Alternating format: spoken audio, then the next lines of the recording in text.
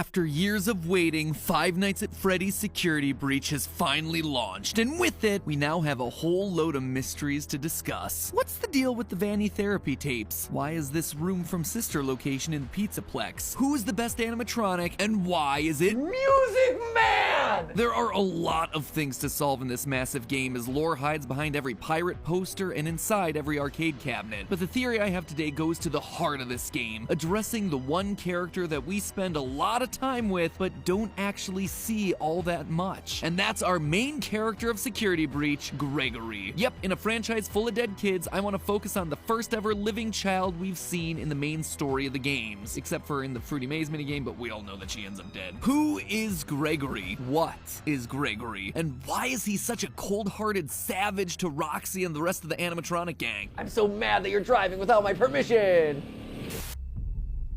Oh my gosh!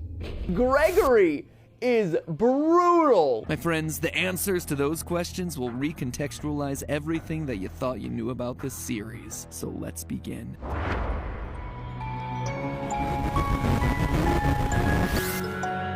Hello, Internet! Welcome to Game Theory, the show that can't help but stuff its face with FNAF lore like Chica stuffs her face with pizza and garbage. I guess at this point it kind of applies to us too. Anyway, if you want to stuff your YouTube feed with FNAF videos, then hit that subscribe button right now, because today starts what I expect to be a 3-part series into the many unsolved mysteries of Security Breach. I mean, on the surface, the game seems pretty self-explanatory, right? Survive being trapped in a mall for one night. Looks like the new team forgot to read the title of the franchise. But that's nothing. That's easy. Once you start looking into secret rooms, secret tapes, secret endings, secret minigames, and actually bother to read all the emails and item descriptions, you learn that there is a lot more here. Stuff that looks both backwards at the series that came before and forwards into what is coming next. Stuff that, quite frankly, I'm still working on piecing together. This is a big game with lots of places to hide things. But today, I want to focus on a mystery that I do feel like I have a pretty solid handle on. The relationship between Gregory and Glamrock Freddy. What's the deal with this random kid, and why is a killer animatronic suddenly trying to help him? Like, seriously, the game kicks off with this incredible cutscene. Everyone is living their best 80s-tastic lives on stage before Freddy suddenly glitches out and smash cut to Gregory just being there, I guess. It is one of the weirdest, most jarring intros to a game ever. And then from that point forward, we're just expected to assume that everything is perfectly normal, no explanations necessary. So I'm here to give you that explanation, because I strongly suspect that this boy is not a boy, and this robot is not a robot, and that the story of their relationship is one that's trying to make amends for one of the earliest and most pivotal points from this entire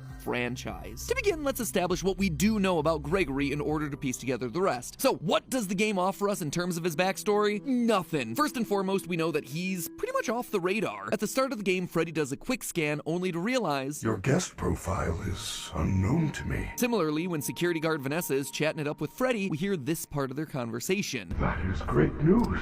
He can be returned to his parents. He can't.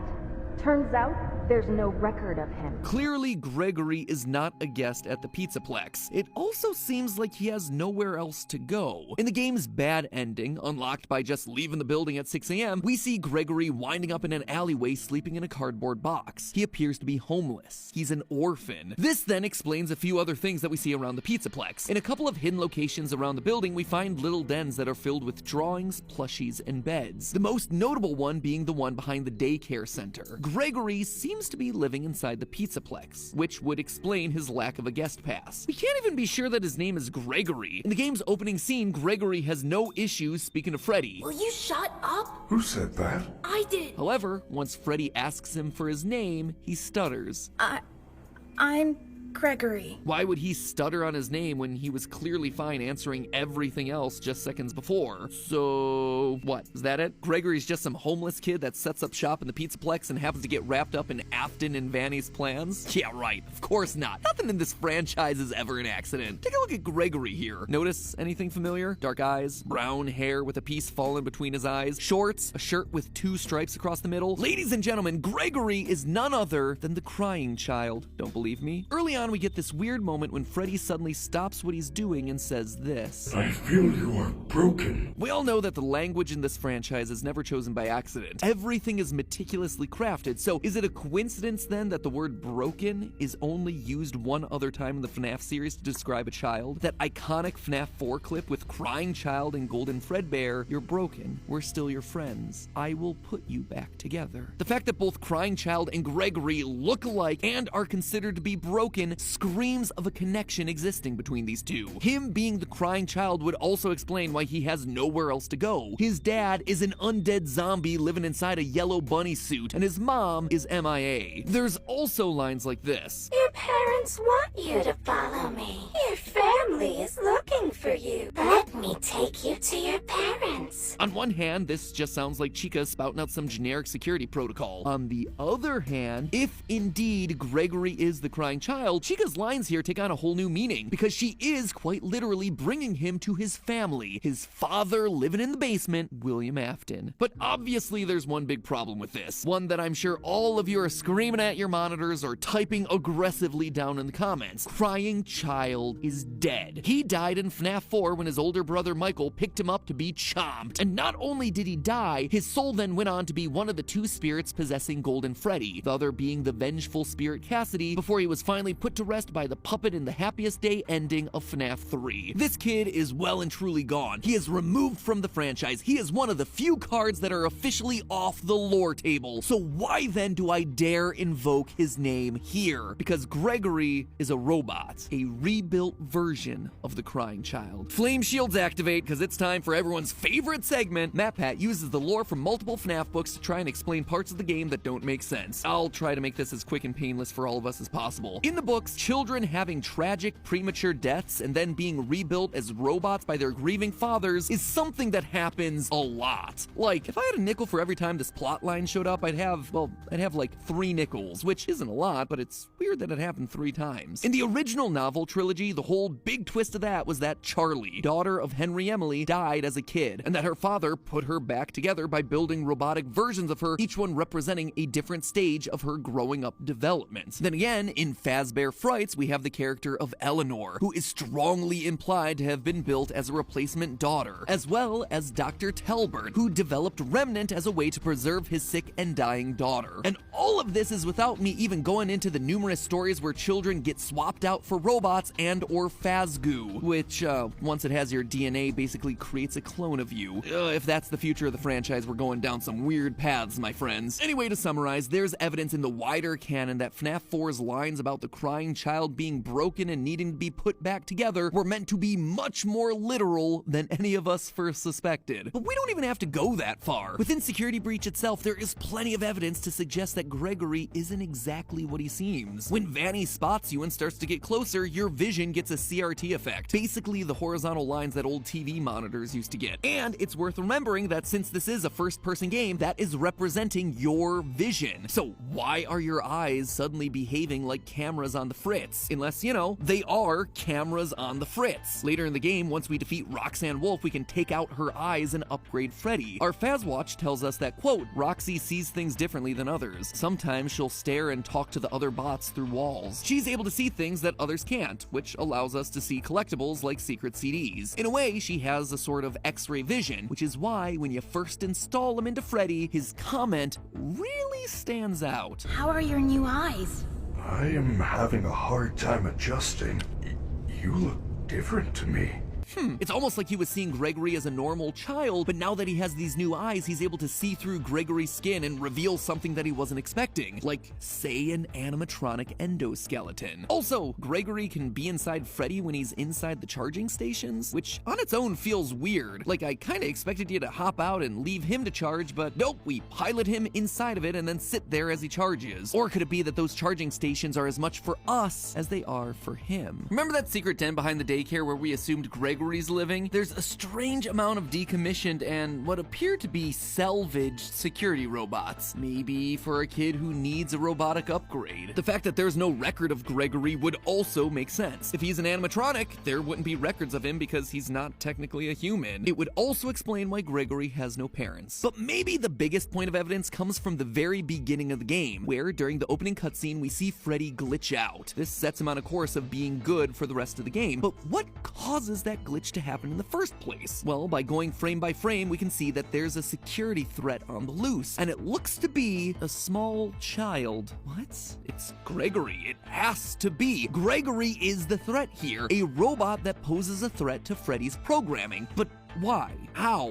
What would make sense about that? Well, to understand that connection, it's time to put a pin in Gregory and turn our attention over to Freddy. If you unlock the game's final secret ending, you end up going below the Pizzaplex, only to discover a former Freddy Fazbear location, Freddy Fazbear's Pizza Place. If that name doesn't mean anything to you, it shouldn't, really. Most of the restaurants in the series go unnamed. But while the name might not mean anything, the layout should be a familiar one. One large rectangular stage with lights on the trim and big speakers on either side, and a smaller semicircle stage right next to it. It's from FNAF 6, Pizzeria Simulator. Notice the stools that are placed right in front, the checkered floor. We even have purple striped tablecloths and blue, green, and red plates, exactly like we saw in Pizzeria Simulator. As a refresher, this is the location that Henry lured all of the roaming animatronics to in order to burn them to the ground one final time. Although for one of you, the darkest pit of hell has opened to swallow you whole.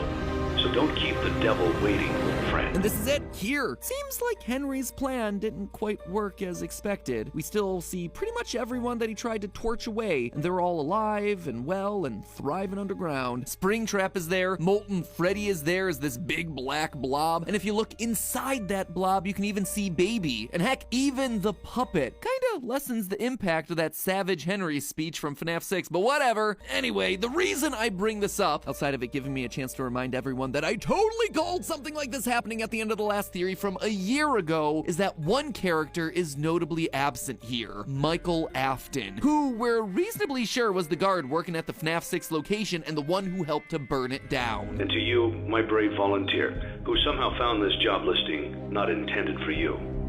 Although there was a way out planned for you, I have a feeling that's not what you want.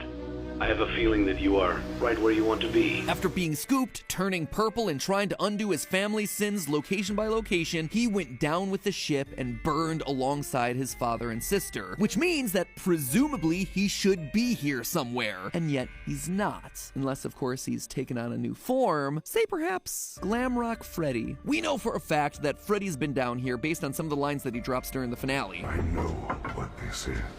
I have been here before. She brought me here. I had no choice. Now I have a choice. I have changed. My friends are here. They are so angry, confused, but I can protect you. So he's in a place where he can get possessed. We also hear that Freddy isn't acting like his normal self, saying, I am not me.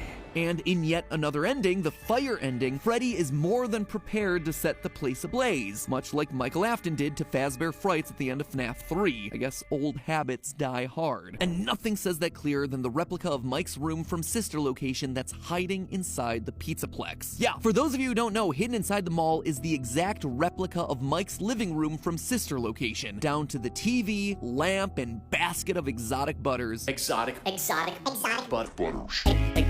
Exotic. But here's the kicker. Over on Mike's wall is a coded message, one that was solved through an incredible team effort from Dawko and the rest of the FNAF subreddit. It reads as follows, quote, "Break and mend, I built the breath. They hunt now, drawn to life. Not real, still me. And frit and fraught with thought and zest, and guessed no blunt woes. Dodge, duck, flash, shoot, crawl, run, crush the vile band. Cry not, try not, do not hold out hope. Your life, your aim will save those with soul." I feel like this is some sort of a poetry reading. Snaps, everyone. Snaps. Snaps. Yeah, man, cue the bongos. All right, basically, this is just a bunch of fancy talk, all relating to Mike's personal journey. The first line is all about breaking and repairing things, and in doing that, creating new life. In other words, Ennard and Baby. The rest is all about his commitment to try and stop the evil animatronics and try to save any of them with a soul left in their bodies. Now, does the presence of this room and poem necessarily mean that Mike is Freddy? No, but I do think it's telling that we're reminded of Mike's commitment to save everyone inside of a room that you're required to find alone in the dark, i.e. without Glamrock Freddy hovering over your shoulders. Heck, during the finale, we even get this line from Glamrock Freddy. My friends are here. They are so angry, confused. He's talking about Molten Freddy, the spirits trapped inside of the blob. It's very possible that those were indeed his friends captured and killed back in the day. Maybe William himself struck back against the kids that had bullied his youngest son, and now some of their spirits are trapped below the surface as part of the blob in this abandoned restaurant. Or maybe that's why Gregory is so brutal to all of these animatronics at the end of each boss battle. They killed him back in 1983, and now it's his turn to show the bullies no mercy by launching a go-kart at their face and ripping out their eyeballs. And meanwhile, Freddy is sad because they are quite literally his friends from when they were alive. But to me, honestly, the biggest connection points between Mike and Glamrock Freddy are thematic. Their narrative. Mike has been moving to location after location to try and undo his father's horrible work. This would just be a continuation of that story, as both Aftons return post-fire. And more importantly, it also completes the arc of the crying child and his older brother. Since accidentally killing his brother in FNAF 4, Michael's been trying to make amends. This would be quite literally their grand reunion. An older brother finally able to protect and defend his younger sibling in a way that he failed to earlier in their lives. This is also why Freddy's programming would glitch out after he encounters Gregory in the opening cutscene. The soul of Mike, buried deep in Freddy's code, comes through upon sensing his brother again. It hotwires the system so that Michael Afton, in the body of Freddy, can defend his kid brother. And the Afton story doesn't stop there either. In part of the Pizzaplex, we find a family dinner scene made up of decommissioned staff robots. A father, a mother that kind of looks like Ballora, a daughter with rosy cheeks and orange pigtails, a son, and one with its head missing, the child whose head was bitten off in 1983. This is very clearly the Afton family. There is no doubt about that. The story continues in this game. In fact, I expect that's why the Save Vanny ending here is so important. If you manage to find and complete all the Princess Quest arcade cabinets hidden throughout the Pizzaplex, you get an ending where we are able to save Vanny from the control of Glitch Trap. This is something that we predicted would be possible literally a year ago in a theory, but I bring this up not to pat myself on the back, but rather to call out the final moment of this ending, where we see Gregory, Freddy, and Vanny all sitting together on a hill. A hill that I should point out is oddly reminiscent of the FNAF 6 Gravestone Hill. It feels meaningful, like all these characters have some sort of history. Why would Vanny be there otherwise? Unless this is meant to be the crying child, Michael, and maybe even Elizabeth, the Afton children, the three kids who literally had their lives stolen by the evil deeds of their father, finally reunited, finally able to share a moment of peace on this hill. After all, Vanessa does have green eyes and blonde hair, just like someone else that we know from the series, but that's probably a theory that's best saved for another day. Long story short here, Gregory isn't just any kid. He's not just the crying child either. He's the rebuilt version of the crying child, an animatronic designed to fill the void left by the death of Afton's youngest son, literally put back together piece by piece. And Mike, meanwhile, is also back, glammed out this time, continuing to make amends for his past by reuniting with the brother that he accidentally killed as a kid and protecting him in a way that he never could before. Which then leaves us with a question: who's Vanny? How does she fit into all this? Why does she fit into all this? And why does Robot Gregory glitch out each and every time she gets close? That, my theorists, will have to wait for the next episode, because this episode's running long and honestly I need more time to think through the answers. So in the meantime, theorists, remember, hit that subscribe button so you don't miss how all these clues fit together. You're not going to want to miss that next episode, mostly because, you know, if you do, the FNAF lore will no longer make any sense to you whatsoever. Plus, hitting the subscribe button's free, and let's be honest, at this point you owe it to yourself to see how it all plays out. But for now, remember, it's all just a theory. A game theory.